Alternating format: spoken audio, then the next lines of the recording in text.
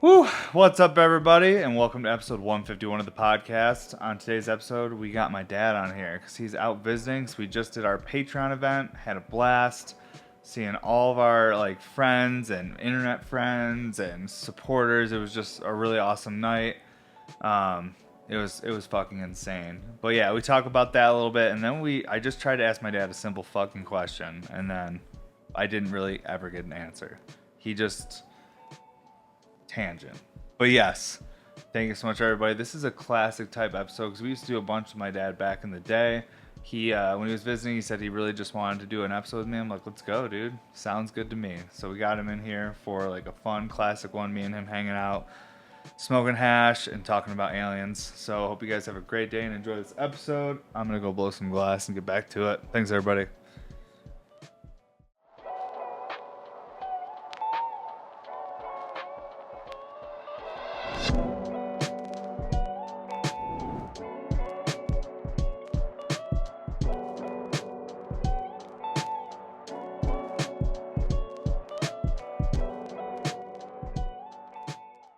So the Bolsheviks and the socialists and the communists didn't take over because it was real close, and so they that's who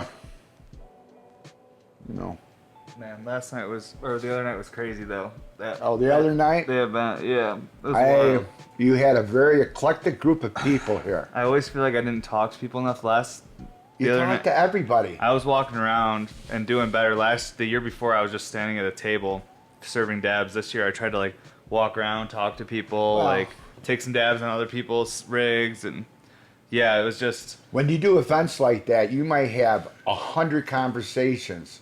Mentally, there's no way you're going to remember all those. No. You do all your things. And Yeah, I guess I always overthink shit though, and after the fact, once you're reflecting on the event or the thing you did, and you're like, oh wait, did I don't know. You always second guess yourself on that. You Yeah, have to that's true. kind of go, okay, we're here, we're doing it, that's fine,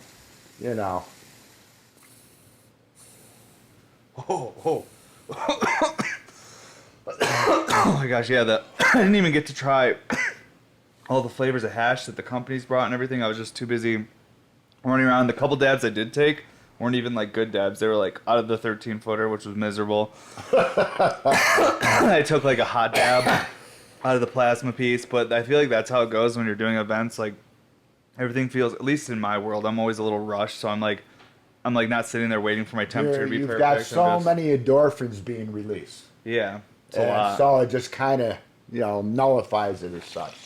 you know? But it was cool to see a lot of the same faces I saw last year and stuff, and some new ones. Oh, yeah. A bunch of people that couldn't make it last year were able to come this year, so I'm glad some of the Patreon members were actually able to make it out they did last year. But we definitely saw a lot of the same faces, which was really cool. Oh, yeah. And- It was great conversations, I think. Oh yeah. Me, raving And the on about shenanigans. so I mean, I and saw so. other people doing big crazy dabs. That was fun. But I wish I could have Your buddy. I'm working the whole time, so it's I'm not partying as much, I guess. Cormac was very entertaining because he, setting up at the table, helping the people, doing the dabs, and I watched him for about a half hour or so, and he was doing really, really, really good.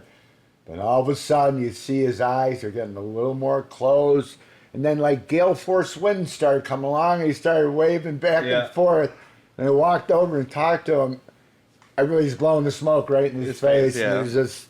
That's why I didn't take any hits. I just carried a pen around. You didn't with have me. to. The whole you it was so did. smoky. Everyone was second high, and the 13-footer.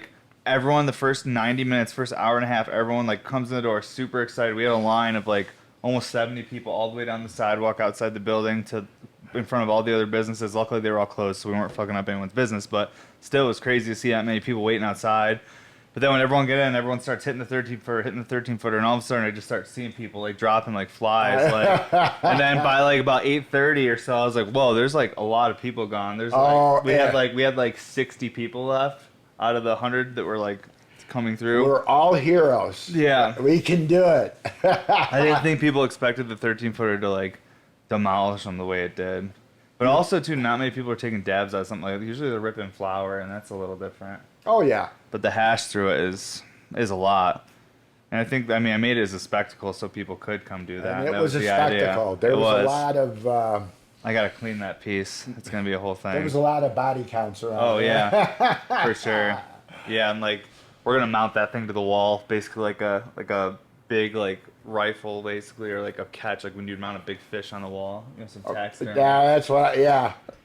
Just put bumpers like ballards around it on the floor so nobody drives into it. Yeah.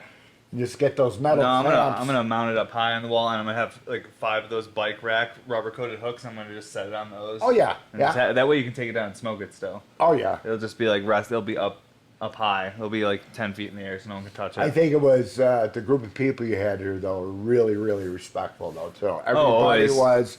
You had such a diverse, eclectic group of people, and everybody just camaraderie and just. Yeah. It was real relaxed, very cool. Yeah, it's cool because like some of the people here that were local, they were kind of like talking to each other, and they're like, "Oh man, this is wild! Like this is not like Colorado Springs, like local people. This is like people from all over the country. Wow. Like it's not just like it was very few people from Colorado Springs here. Like, well, it's one part of your industry. There's so many people around this country that have the same mindsets. I mean, again, it's like when your mom and I were growing up, we'd go to like 3-day events and, you know, up in the Adirondacks, and there'd be people coming from everywhere. Yeah. You know, your second cousin, Kurt Hansen. Yeah. Organized bluegrass festivals all through New England in the day, you know? Yeah. I'm just excited people were able to make the trip all the way out here because it's cool seeing, like, people investing their time and money to like come like hang out here and like smoke and see the glass. It just shows the solidarity you have in the industry, especially these days. You need that. Oh yeah, definitely. You need community because it's tough on everybody. The internet's changing. Have you ever heard that dead internet theory? Have you heard of that? No. So it's like I think that basically tech people talked about this in maybe 2007, 2009, somewhere in there. But I'm probably going to get it wrong, but the dead internet theory is basically the idea that at a certain point, the internet will be more AI and bots than actual humans. Right. So what will happen is that you won't really know what's authentic or not, or what a human made or what wasn't, and so it'll become this thing where like almost humans will stop using it, and it will almost just be like this huge computer exactly. Yeah. And they theorize that that's the direction the internet's going right now because of the AI algorithms. It's actually pushing people away from using certain applications because they're just like over it. They're like, fuck this. Like, well, the one thing I have been noticing lately, you know, me watching history and stuff, I watch a lot on the Second World War, and the pictures they're using and the stuff they're using is being done by AI because it will not bring up a swastika, you know, that was the Nazis in World War II. It brings up the World War I symbol. Oh, really? The red, white, and black flag with the Iron Cross. Yeah. But AI won't show that because what it shows is. And even in the, they'll do like the battle plans and all that for World War II, they will not have that insignia. Yeah. And you can see it though, it's slow. What's crazy is I'm seeing with people in your generation on like social media apps is these people will make these AI photos that are black and white of like, oh, look at this famous giant shark someone caught in 1903 and like weird things like that. And they look pretty real, but then you look closer and you notice like the people's faces, maybe they have 6 or 7 fingers, like weird stuff in it, but like, older folks aren't picking up on that. They're like, oh, this is a real picture. And then they're believing this. And this is what's happening on the internet is there's so much like fake shit that people are like, oh, that's real. This happened. That in you have to remember when the internet started, my generation was, open up the encyclopedia. Oh, there it is. Yeah. So they took that mindset and put it right to the internet. Well, I open it up. That's the truth. Yep. And again, like I was telling you about propaganda in this country, and all sides do it, but they're using the format that was put together by a guy that elected a crazy little unit out there that killed 100 million people on the planet. Yeah. And you've got all my generation, Joseph Goebbels, that got Adolf elected. Yeah. I mean, if you say something to a human 10 times, and you control the narrative, they will start believing it. You know, it's the sky is green. Oh, okay, you say so. You know, it's like say it enough times, And this, I got to tell you, they've used this for 30, 40 years, And because they knew they couldn't pull it on the World War II generation because they sat there and listened to it. Yeah. And it took a whole new generation of That people forgot about that didn't know it. And if you control the narrative, you control the history. And again, they can say, "Oh, that person bad. This is good." I mean, you guys dealt with. I mean, in World War II, not you. You weren't even around then, but World War II, they dealt with all sorts of weird propaganda, like the whole carrot thing being good for your eyes, like strange propaganda that was coming from their own. Oh, your vitamin D you have to have. You got to think about people 100 years ago. They didn't go to the vitamin store and get supplements. Yeah. I mean, it's they were eating meat and vegetables that had everything they needed. I mean, I grew up, and if you bought meat had a terrible reputation. Yeah. Okay? Unless you had a farm and you butchered that cow or whatever yourself, you knew where it was coming from, you cooked it right away. Yeah. But to go to a store and buy it, you cooked the living hell out of it. Yeah. So you didn't want to get sick. Well, and make that. Have you seen that study at McDonald's? They found over 4,000 different DNA in one burger. Oh, I can believe that. Over 4,000 different cows in one burger. Well, like, again, you start eating processed meat, and it's back in the day when all those started, they were using a low grade of beef. Yeah. And they would alter it and, do their thing with it, right? Yeah. And now they said, well, we want to control the whole thing, where it comes from and all this, and we're going to grow it and process it a certain way. And for me now, I eat a fast food burger, and it literally screws with me on a digestive level. Yeah. And that's just because you're fully grown up, though.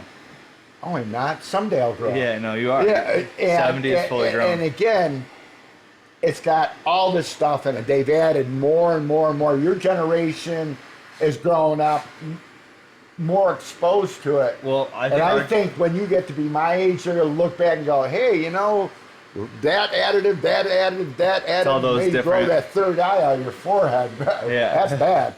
Yeah. Yeah, it's strange and bold. That all happened in the 90s too. Once the cigarette companies bought all the different basically processed food companies. Oh yeah. Because the cigarette sales started dipping even in the 90s, and they're like.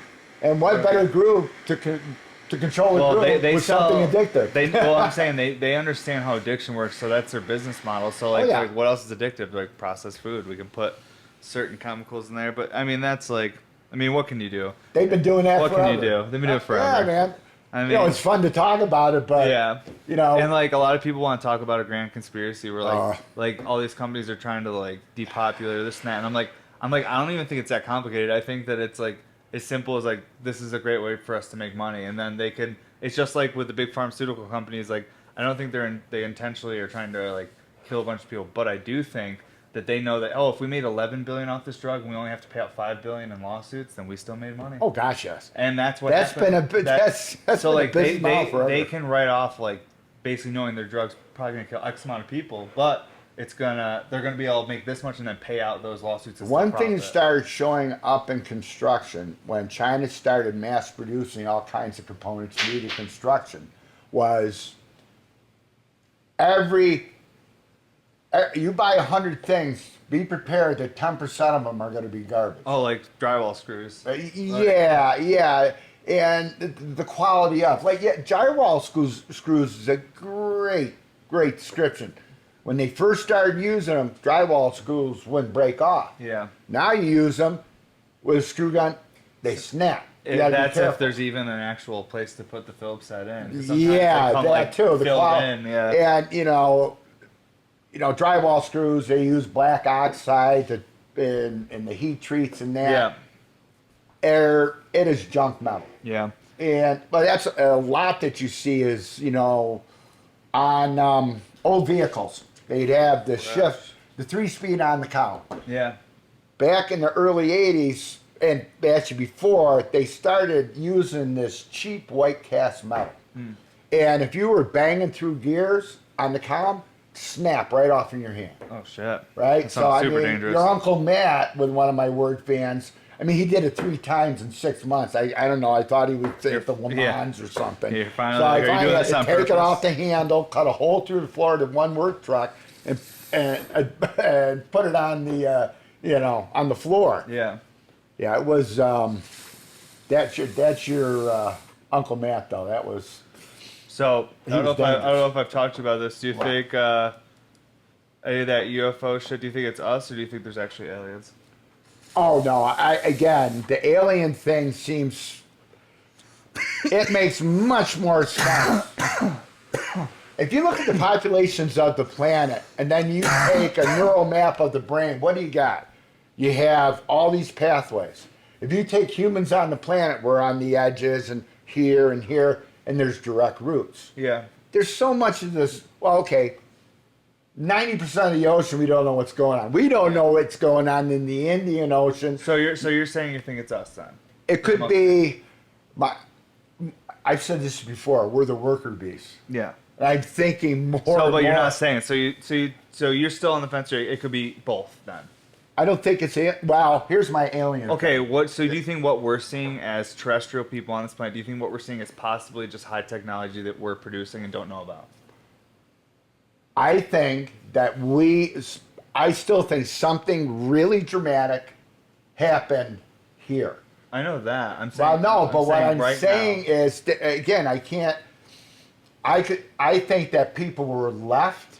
You know how we have the stories of Nephilim. You're talking way early. I'm talking right now in 2024. Well, let me get to that.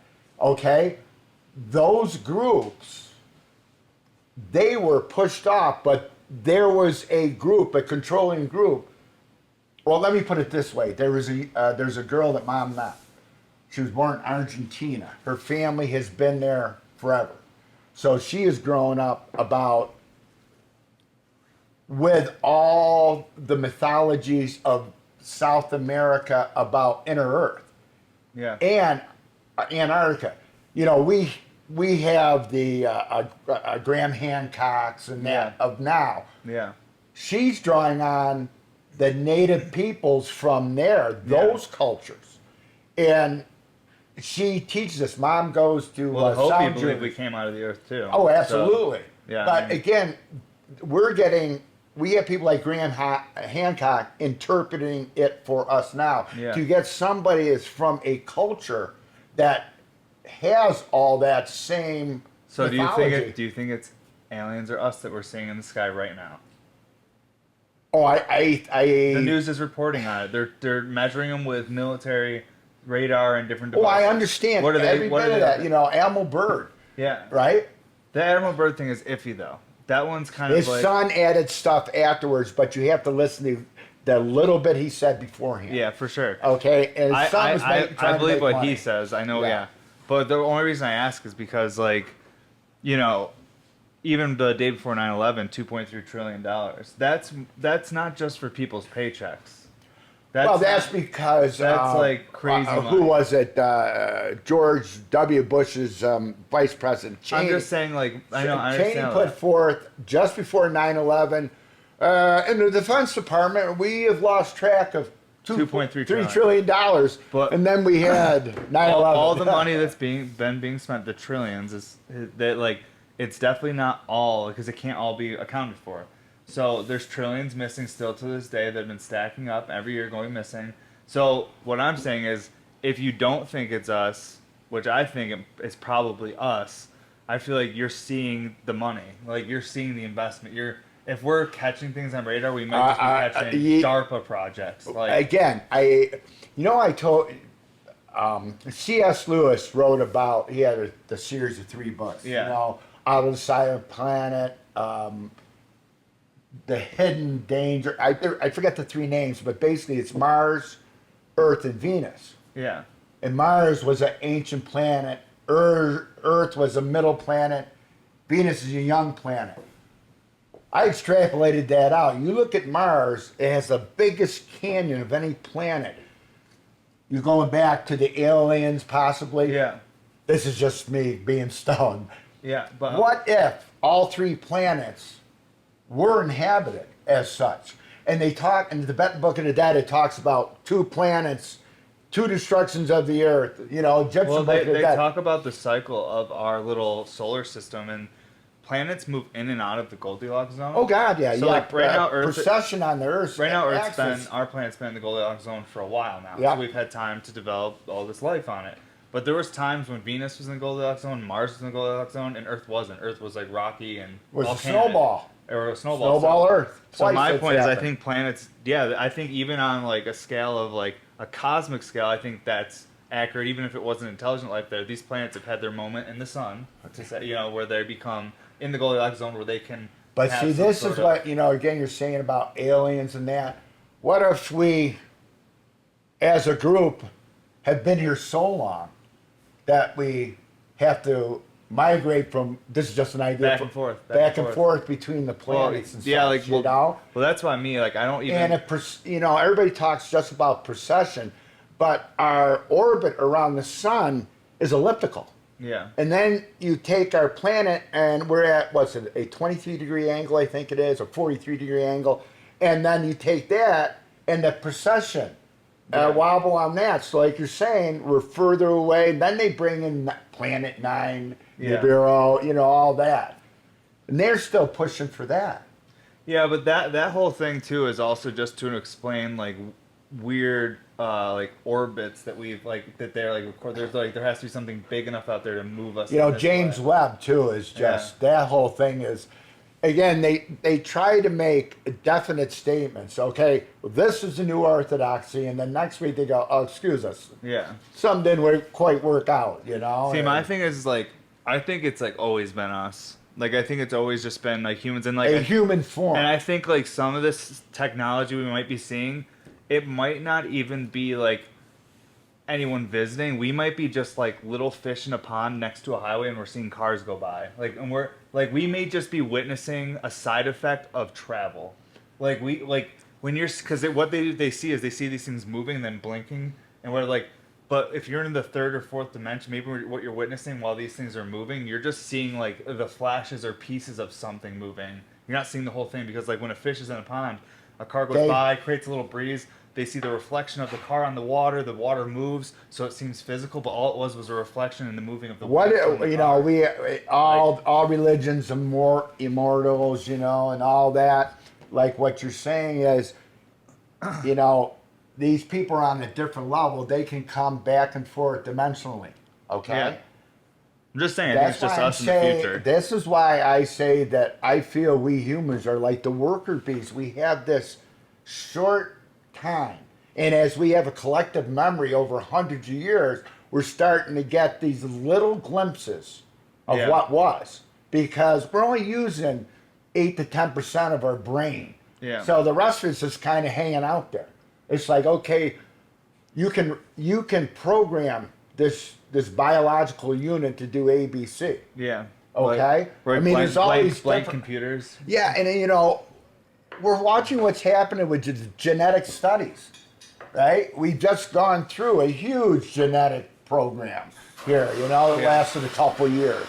And we're seeing the repercussions from that. Yeah. I mean, and again, people, they have ethics, they would never. Yeah, okay. I grew up in this generation. Yeah.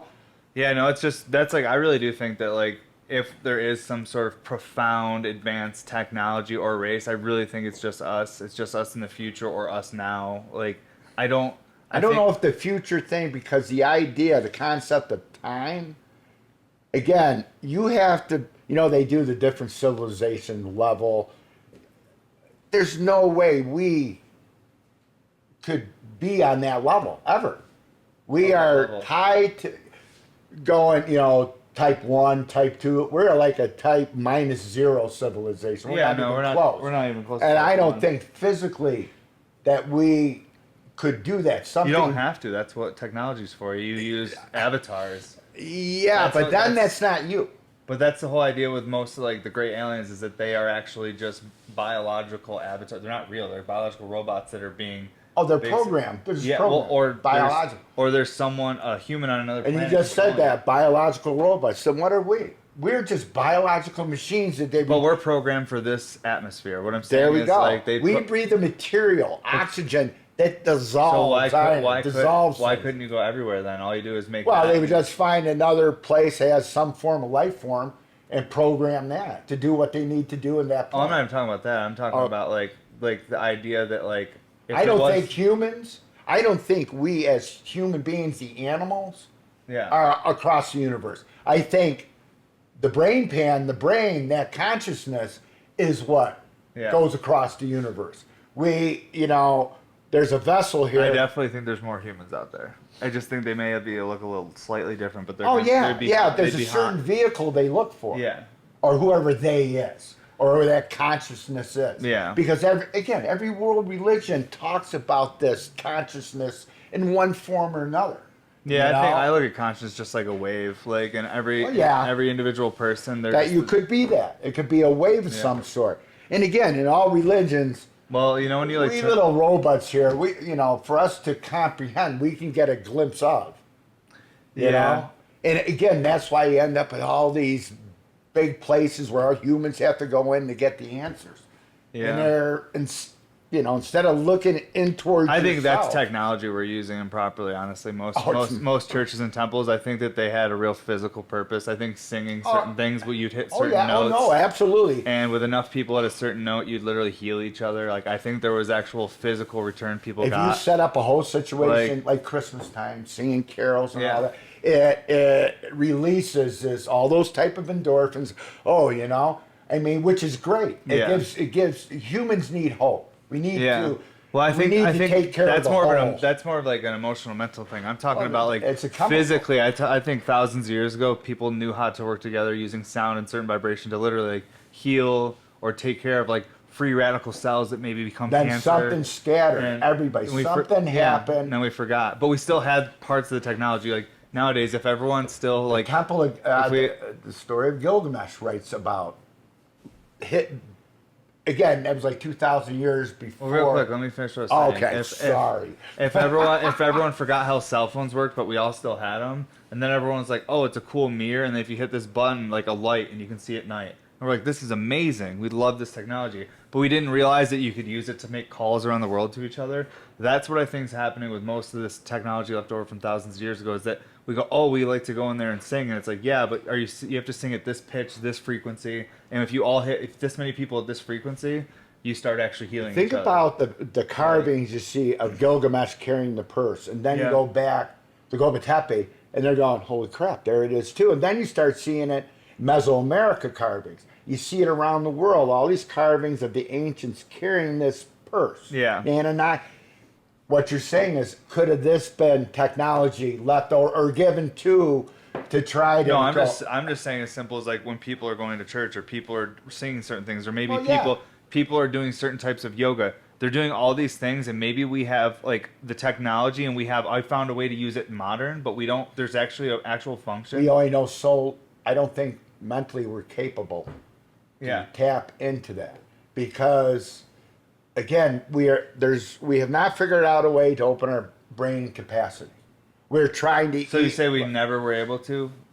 I don't think that we are able to. I don't. Again, my you don't think we forgot? As I've gotten older, I'm watching humans. You don't think we ate too much red 40, so our pineal gland's too small now, so we can't tap into it? I think we can only reach a certain level. Again, if we could reach this type of consciousness, we wouldn't be going through all this silliness around the planet. Yeah. I mean, it's like we've gotten to this point, and like, okay, do not blow each other up. That's bad. We've talked this before. What if we took all the money you're spending to figure out ways to kill one another, and took that and put that to the brain trust to better mankind? I mean, think about all that. That's only possible if that makes more money than killing. So really, at the end of the day, I mean, it's like whatever is the highest profit. What's making more money? I want our empire to be the best guys. We want the biggest temple, the biggest building. All right, so you don't think it's aliens then? You think, or you do? See, I still haven't had an answer. Again, the alien thing is silly. Okay, so what are you seeing in the sky? I think what are they measuring? What are they seeing? What are they seeing? Yeah, it could be humans. Yeah. But the term human, again, it's when I watch people genetically engineer things, food. Have you heard anything about Russia and Area 51 and that whole like how that was like a stage thing that Russia did? Have you heard any of that yet? Rogan had a lady on in the last year or so. I want to re-listen to it, but I think her name was like Abby something, but she Abby Normal. Yeah, I know. She talked about this whole thing where like basically the Russians after World War II, and this is horrific, but they literally took disabled children and did body modification to them, and then they crashed a ship in New Mexico on purpose, like. Yeah. Like it was, and like there was, that's where the bodies, it's all these things. It's like where did that come from, though? From Russia. So from no, where did the story? That's what you gotta look. That's what this lady did. She did a deep dive and she found like all these secret programs in Russia to basically start hoaxes in America to I destabilize. remember propaganda's out there to take you off the path. So, but the genetic aspect. But everything's propaganda. You know what I mean? Yeah, so Joseph Mengele. I mean, what the kicker is, how they. I'm just saying, so you haven't heard about that. So if you look into it, it's pretty interesting though, because the dates on like some of the information being like Roswell, like about this plan to basically hoax, because. No, it's interesting. If you look about the writers like H.G. Wells and Jules Verne. Yeah. There was a book of stories of the United States, and it was from the late 1700s and 1800s of all sightings and weird stories of the United States. Everything you're talking about is in there. Yeah. About space, cigar-shaped images. Yeah. The place in Texas where they supposedly had crashed, and they buried one of the alien bodies, and they had to take away where the cemetery or the grave was of this unit. Yeah. I mean. This has been going on a while, and it seems up until the end of the 80s, the last 30 years, this weird narrative. Too many people seen too many things. They got to get a narrative out there to control the narrative, and you can't have a highly educated public, and the highly educated ones you want to control. Yeah. I mean, again. We're just silly humans running around here speculating on all kinds of the whole like alien and spacecraft retrieval and technology retrieval, that whole thing, like that supposedly is what sparked the relationship between like Italy and Germany after World War I. Yeah. Was like a crash that happened in Italy in the 1930s, and then they contacted Germany because they're like, these are the people who have technology around the world. When it was the Germans, contacted them and said, "Is this yours? Like, what is this?" And the Germans said, "No, but we would like to come see it." And then they came down, and the Germans took it in the 1930s, and they were like, okay, we're going to work together on this. Those were some of the early seeds of like building these relationships, like through technology. Any group of people to figure out metallurgy, working with metals, the Germans, since metallurgy even the Romans were in awe of the steels that they made. I mean, and they were known for that.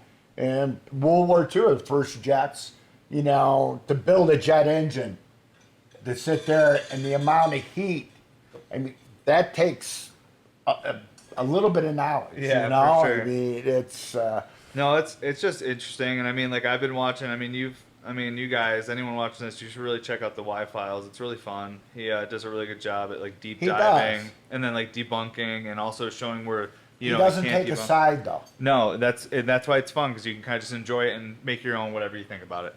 But like he's been doing a lot lately, just on like DARPA and the different CIA programs and stuff, and it's just like it's crazy to see like they want to put as much information out there, because I still have this.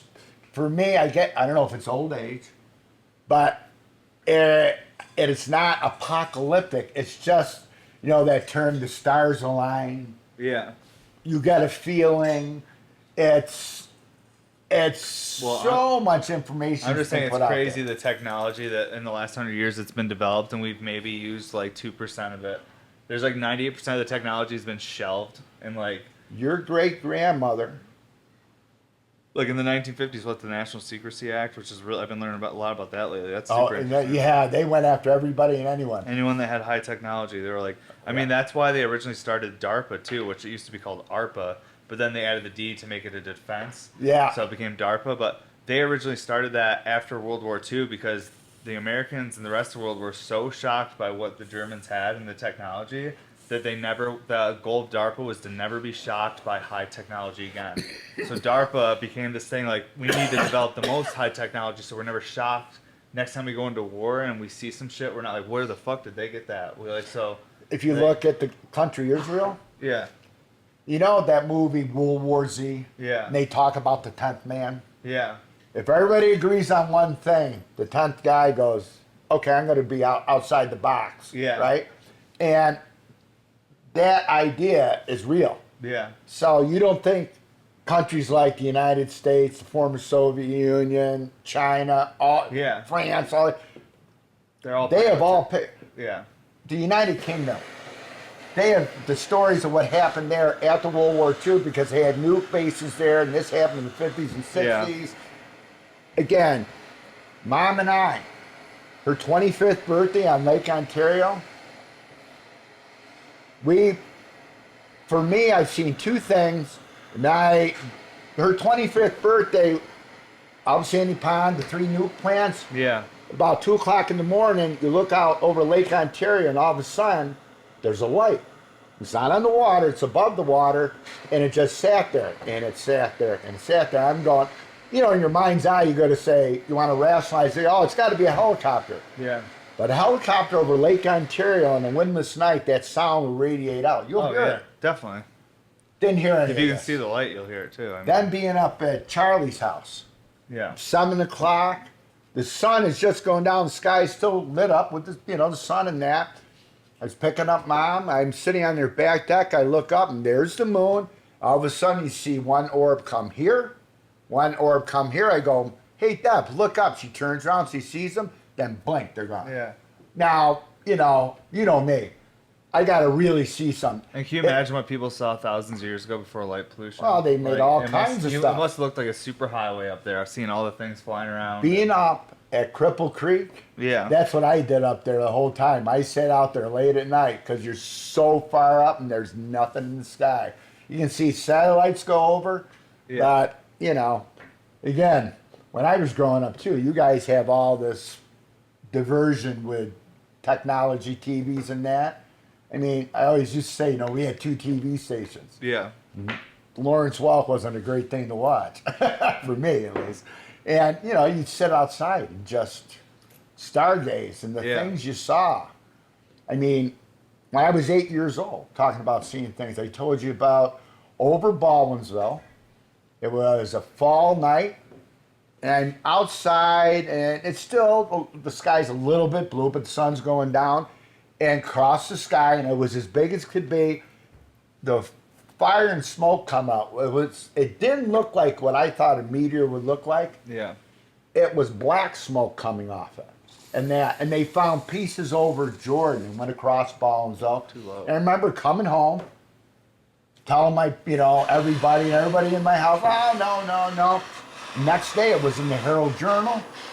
And do you think I can find that any place now? No. I've gone to the Herald Journal, tried to find the information. There is nothing, and I've tried all these different routes. And they had pictures of it. And they just kiboshed it.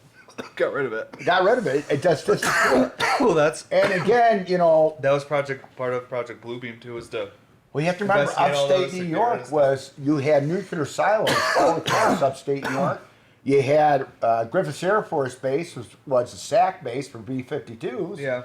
Kind of like, you have all over the West now and that, I mean, remember you were looking at one of those silos up in the Adirondacks? Yeah. They were selling? I mean, it would be a cool house. It would be, yeah. Wintertime would be kind of a bitch. Getting things out if you had a studio there. But silo, it would be a pisser. Silo would be crazy. Yeah, but it'd probably be really expensive to maintain. Yeah, I think the electrical would be $1 or $2, especially in New York State. Be expensive. And here's your bill. Yeah. $10,000 a month. Yeah, I don't know. I'm really interested to see what my daughter's gonna see in her lifetime as far as technology and as far as our awareness of our place in this little solar system we live in. They started saying back in the 60s, they made songs, it's the age of Aquarius. They did the same thing when the last age ended, the age of Pisces to this age, okay? And 1,000 years ago, and everything was apocalyptic and that.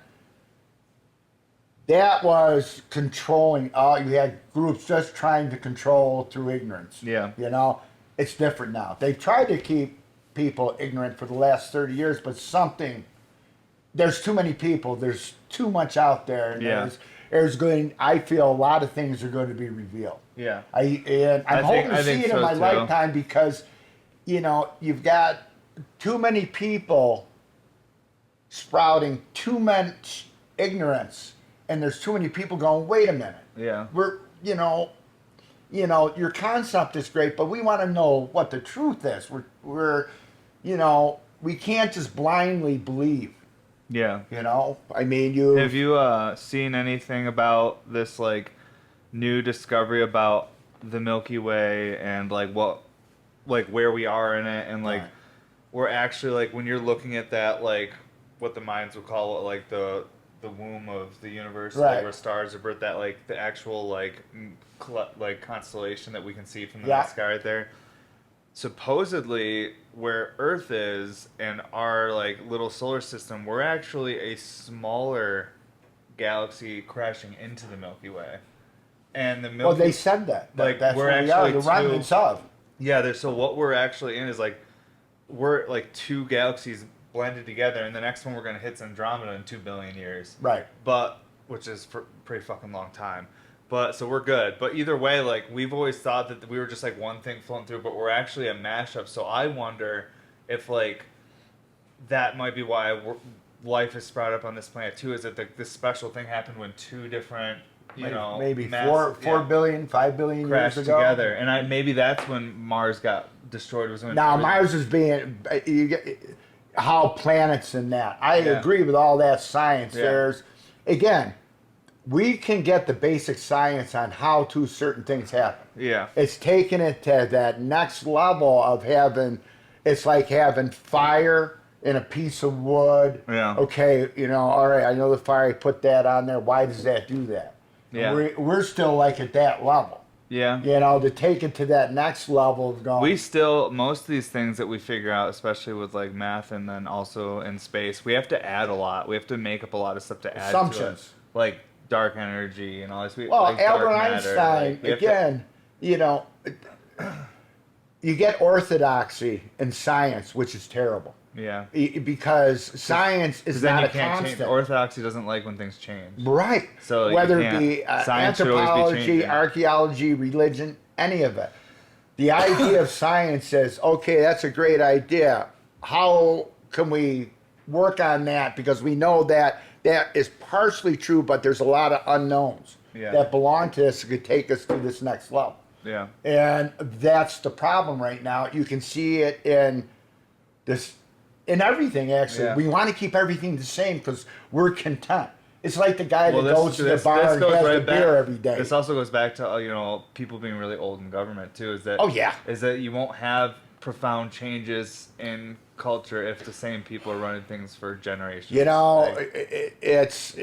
What's amazing to me is when I was growing up, you could be drafted at 18, fighting the war, but you couldn't vote till you're 21. So you can't. Well, here's the other side of it. I mean, if they're telling you can't do your job anymore, you have to retire at 65. Okay, I've got no problem with that. It should go to everything. Yeah.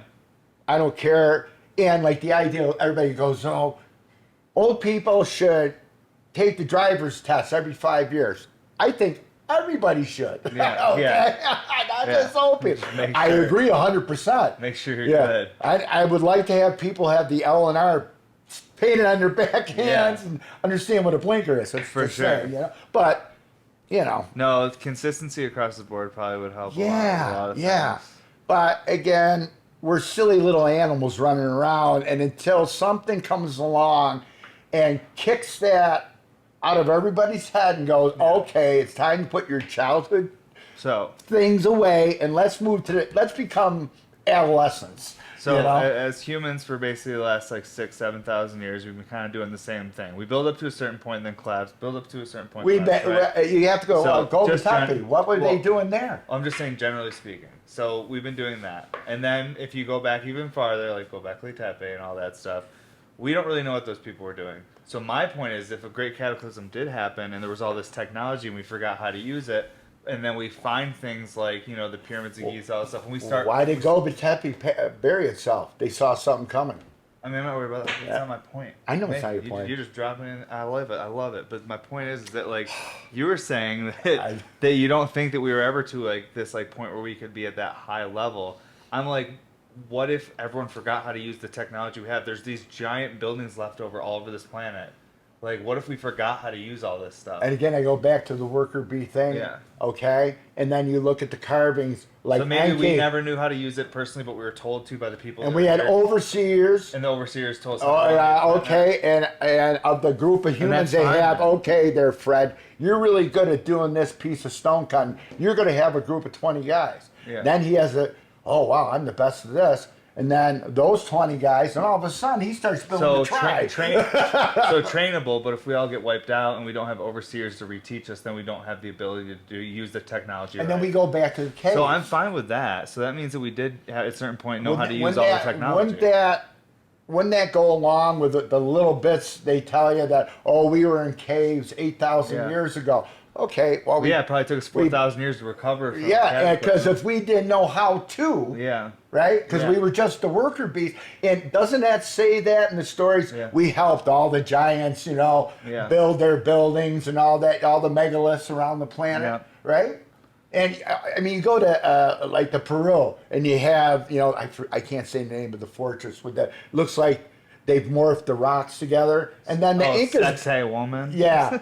And then you have these massive stones that are just like they're melted together. Then the Incas build on top, and there's a little stone. Really nice, but like a lot smaller. There's like 3 different ages of like the Incan civilization, and the oldest is so much more. They don't even know how they did it. Like again, that's exactly right. Oh yeah, we're so much more advanced than them. Excuse me. See those stones there that came first? Then these. That looks like that's a lot more together. The technology goes further and further down here at hill every 3 or 4,000 years. The disc they found in Egypt that looks like a piece of metal, Well, it looks like a propeller almost. It looks like that I think was for, I don't know. Yeah. Is it for shaping the schist disc or something like that? Yeah, you know what schist is? I mean, there's a guy that developed a little piece of equipment with that in it, and he had it into like basically it was like a type in a water pump essentially, like a thing that would spin inside of like a carved out piece of stone, and it would help propel the water through the system faster. Like it was like. Well, that's again they know there's something under the Giza Plateau. Chambers, all this. They also know. Well, it was one of the 7 ancient wonders of the world. Yeah, there was a hydraulic system. There's You do not build these huge populaces without the hydraulics of pulling water away. I mean, they know the Mayans did this. Yeah. Something came along. We lost this. Well, we have stories from the Greeks that about the actual labyrinth. In Giza, like around like the Great Pyramids, and the Mycenaeans, Kronos, where. But the labyrinth they talk about, this is one of the ancient wonders of the world because like people went there, and it was like what they describe sounds a lot like those giant salt mines in Romania, like how big and carved out, like cathedral, like these. This was underneath these like pyramids, like so like the real big structure is under the sand. But if you look at the Great Pyramids, they're like on top of. And then you sit there and. Again, the cave systems, Central America, the cave systems are insane. Yeah. You raise the water level up 400 feet, all those cave systems flood. Yeah. And right here where you guys are, there are cave systems that are flooded. They have found, and Yeah, in the mountains, right where the mountain Devil's Den by us. Yeah. That's people do cave diving there. I've been down in there in the sea note, and it's very bizarre to be in there, and you see people 50 feet down go in the cave openings, and they can go miles underneath Florida. Florida is just covered with these. I was watching this documentary. It was very short. It was only about 18 minutes, but it was about this cave that's like not new, but it's being more looked at now because we have more technology where we can safely look at it. But it's in Georgia. Oh yeah. And it's like 7,300 foot deep. Oh yeah. And like it's like. Crazy. It's like, Georgia has, again, the mound builders. Yeah. Right? They call it the Mississippian culture. No, I think Georgia, like the country, not the state. Georgia on the Black Sea. Yeah. Oh, I'm talking about Georgia, United States. Uh-huh. There's 300 sites that have mounds and structures and everything. You know, on just the other side of the town I live in are mound structures. Yeah. And there's an island called Butler Island. There's a certain alignment the Mayans use with their temples. Well, they've said all along, oh, no, this wasn't influenced by that. Well, Butler Island, somebody took a drone, went over it, a LiDAR, the one mound, the certain size, and it's how it's laid out, there it is. But they won't let you go on that island. See, I really do think that, like, just like we've only discovered maybe 7 to 10% of the oceans, which not even that probably.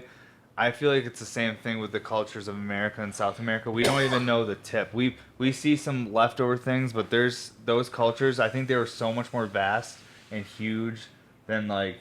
Well, you gotta understand that, you know, when the first Europeans came to South America, to Brazil, what'd they write about? Massive cities, all these populations. Then 100 years later, when they came back, virgin forest. It was all gone. Well, because the forest took it somebody back. sneezed. Yeah, someone from sneezed. Here. Hey, Fred, you got a cold? I'm sorry, folks. You know, literally within 100 years, though, like, they were gone. Everyone's gone, and these forests took back these giant cities, and like it's crazy. And they were using the materials they had there. Yeah. They used wood, and they were constantly. They had craftsman sections of their societies that maintained and kept everything.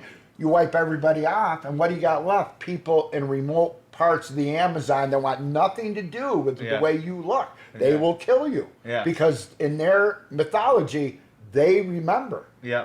These creatures did this to us. Yeah, 100 years ago, we don't want them anywhere near us. Yeah. And I mean, in off of Papua New Guinea, there's island groups there that people.